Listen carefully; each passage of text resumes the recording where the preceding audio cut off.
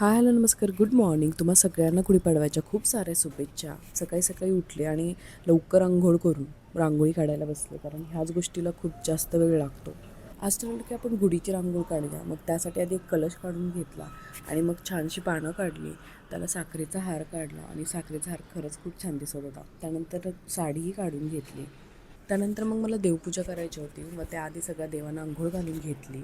त्यानंतर मग मी देवीसाठी आंब्याच्या पानांची आणि फुलांची अशी छानशी वेणी बनवून घेतली. मी पहिल्यांदाच असं काहीतरी ट्राय केलं आणि हे खरंच खूप छान दिसत होतं.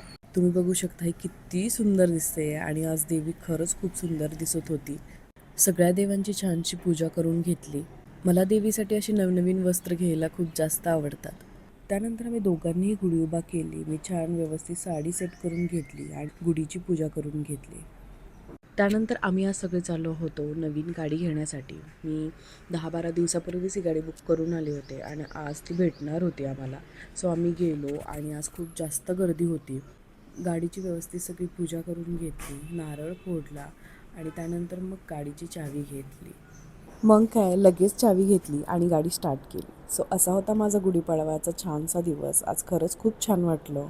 भेटू उद्याच्या ब्लॉगमध्ये. तोपर्यंत बाय बाय.